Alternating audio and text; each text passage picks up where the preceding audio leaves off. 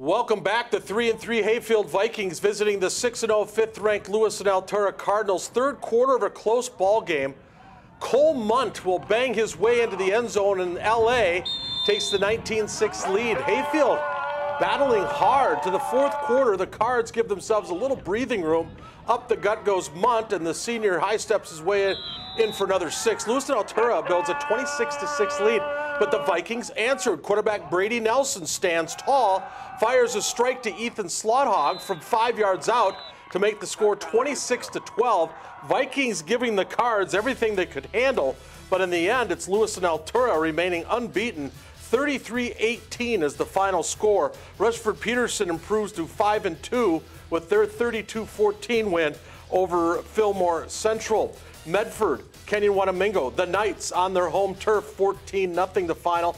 Wabasha Kellogg gets their first win of the year, a home victory over Cotter by a final of 40-6. More scores for you tonight. WEM with a home win, 20-8. NRHEG sneaks by Lake Crystal Welcome Memorial by a final of 7-0. The number 2 ranked team in the state, Blooming Prairie, 48-6 at Bethlehem Academy, and Lester Prairie Holy Trinity 35, ACGE 0. Staying in 11-man, 5-1 Randolph taking on traditional power Goodhue today up in Randolph. Last play of the first quarter, head coach Tony Ponslick called the timeout to stay with the win. His quarterback Sam Opsall threads the needle to Connor O'Reilly. Great play call there by the coach. Later in the drive, Goodhue pounds it in. Check out Maddox O'Reilly tapping into his wrestling background. That put Goodhue up 6-0, but the Rockets would respond. Check this out. QB Nick Drankin finds Isaac Stays coming across the middle, and the reigning athlete of the week broke off another big touchdown last week with the second most receiving yards all time in a game in state history. He kept it going tonight for the Rockets as Randolph loses this one in the end, 12-6 to Goodhue. Goodhue with a good comeback win there.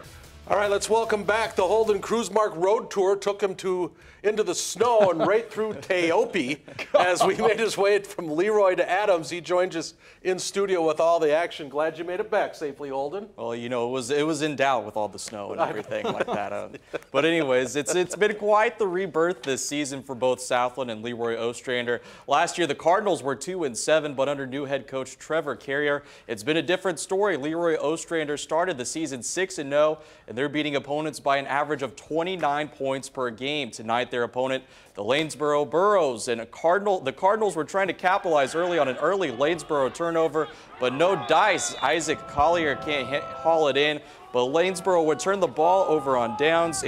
They would give the ball right back. Burros, oh, here we go. There it is. Leroy Ostrander into the end zone. Carter Johnson is in for 6 as the senior gives the Cardinals the early touchdown lead. But this one would be a dogfight all first half.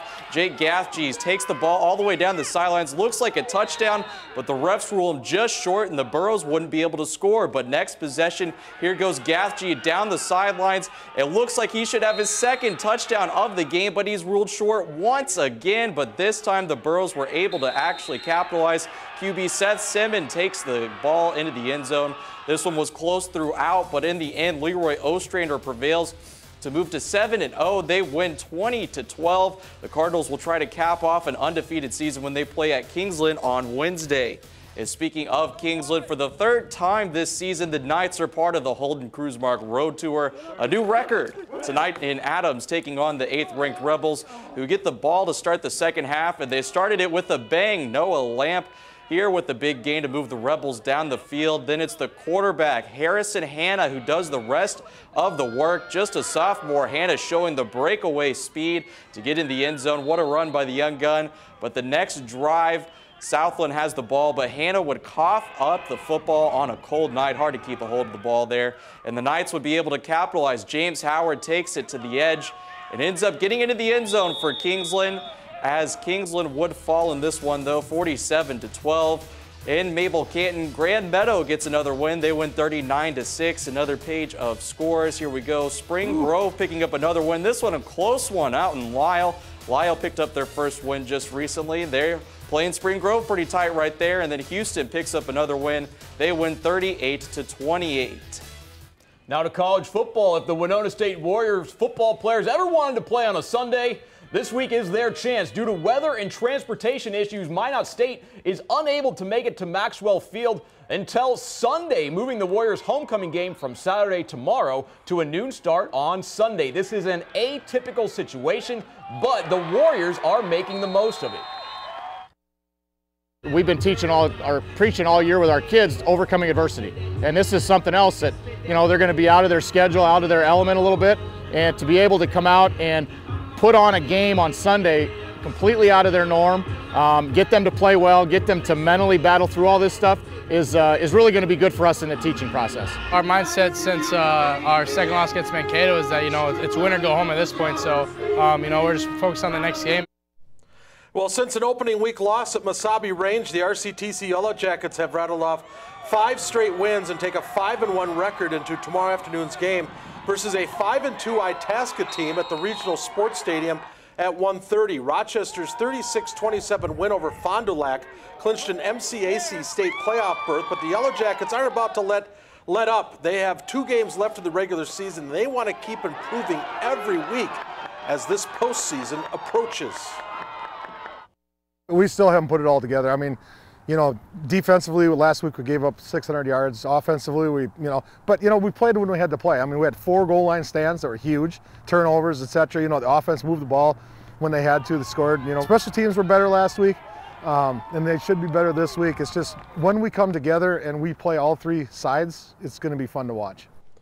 Good luck to the Jackets tomorrow. Let's go to the volleyball court for this week's Super Smash. Stewartville's Caitlin Pronzitsky with an absolute hammer. I mean, she puts this down right between the net and the Casson Manorville players who are trying to block. Look at this. I mean, later in the night, the senior collected her 1,000th career kill. Thanks to Miss Pronzitsky for providing us with this week's Super Smash. And on Tuesday night, top-ranked Stewartville beat third-ranked KM on Tuesday night as the volleyball season is starting to wind down. They have the big Exchange Club tournament coming up next Friday and Saturday. I got one more note there for Winona State, actually. Linebacker Nick Pridgeon, the Seattle Seahawks were at Maxwell Field visiting the day. He's got about 10 NFL teams looking at him, so Warrior could be playing at the next level. Minot State trying to make it to Aberdeen tonight, then they're going to make it to Rochester tomorrow night, and then go down to Winona. So a long weekend for those fellas. Hey, our play of the week, it's coming up next.